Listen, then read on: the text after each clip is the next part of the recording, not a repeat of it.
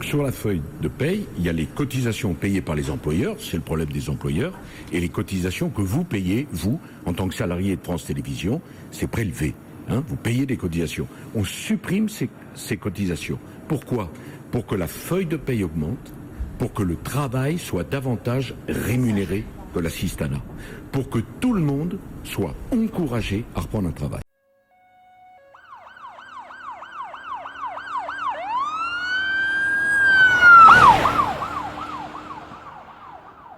Sarkozy a fait beaucoup de propositions, des chiffres en rafale. On va essayer de les comprendre, les décrypter. Notamment 7 millions de Français qui devraient toucher à peu près de 1 000 € supplémentaires à la fin de l'année. En tous les cas, c'était la proposition de Nicolas Sarkozy. On voit qu'il y a quand même beaucoup d'interrogations, hein, Emmanuel. Ah bah oui, parce qu'on a entendu, enfin tous les Français ont entendu, un petit peu moins de 1 000 € pour 7 millions de Français.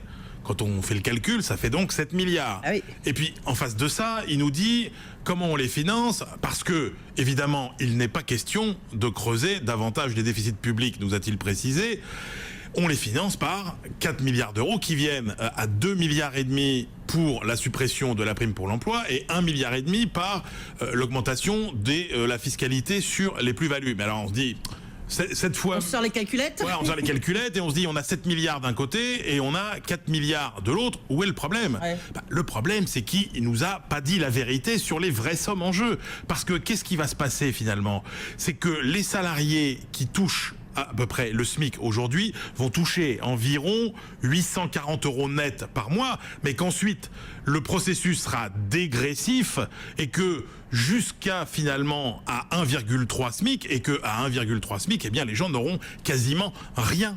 Donc finalement tout ça ne fait pas 7 milliards mais 4 milliards et du coup on retombe sur nos fameux 4 milliards qu'on avait du côté recettes. Le problème c'est que ça a tous les effets illusoires d'une augmentation de pouvoir d'achat à court terme.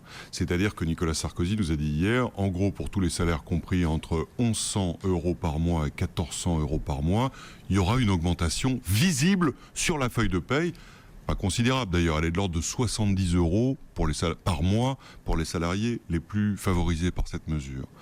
Le problème, si vous voulez, c'est que en créant un effet de seuil, c'est-à-dire au-delà de 1 400 €, mécaniquement, on scotche ces quelques millions de salariés dans ce qu'on appelle une trappe à bas salaire. C'est-à-dire que dès lors que leur patron souhaiterait les augmenter, dès lors qu'ils profiteraient d'une promotion liée à l'évolution de leurs responsabilités, le coût pour l'entreprise va être beaucoup plus élevé qu'auparavant. Et eux-mêmes ne verront la traduction sur leur feuille de paye que de façon très marginale.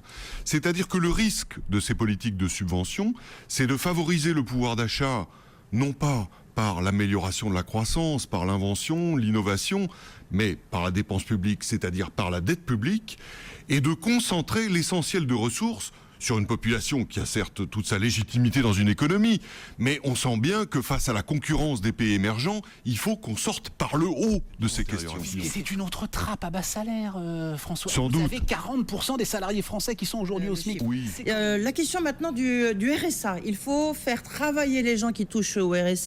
7 milliards par semaine, heures rémunérées au SMIC. Là aussi, vous avez sorti votre calculette, Emmanuel. Ah bah oui, parce que quand on dit il y a à peu près aujourd'hui 1,38 million de Français qui touchent le RSA et qui n'ont pas d'activité par ailleurs. Donc c'est pareil, on sort les machines. 1,38 million qui font 7 heures par semaine. Et tout ça, ça nous fait un peu moins de 10 millions d'heures de travail par semaine, 40 millions par mois, sachant que le SMIC c'est à peu près 9,9 € de l'heure. Eh bien, ça fait à la louche 4,3 milliards d'euros par an. Comment on va les financer? Avec quoi? On n'en sait rien. Et quand même, sur l'effet mécanique, c'est peut-être les collectivités qui vont les financer, oui, d'accord. Mais ça fait quand même 4,3 milliards de dépenses publiques en plus. Travail d'intérêt général, bon, ok, mais c'est souvent peut-être des petits travaux qui auraient été faits aussi par des entreprises privées. Donc on va dépenser plus et peut-être détruire un petit peu d'emplois privés. Il me semble pas que c'était le sens des propositions de Nicolas Sarkozy. Aux nouvelles propositions de Nicolas Sarkozy hier chez nos confrères de France 2, c'est véritablement la politique qui se voit. On est dans une politique qui se voit, qui doit se toucher, qui doit être d'une simplicité simplissime. Alors voilà, il veut être sans doute le nouveau président du pouvoir d'achat, donc il faut augmenter le net à payer, car ça se voit, le net à payer. Nicolas Sarkozy ne veut plus être le président des riches, il sera sans doute celui qui aura le plus augmenté la fiscalité sur le capital.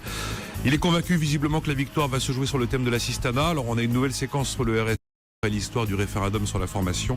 Et puis il attaque les hauts salaires avec les éternelles propositions qui sont en débat depuis des années, qui n'ont jamais été appliquées. On va continuer les exonérations de charges, on va continuer à enfermer les smicards dans le SMIC, on va continuer à monter les impôts, on va continuer le clientélisme avec les bons vieux marronniers sur les rémunérations extravagantes. On recycle notre pays, on continue, on continue.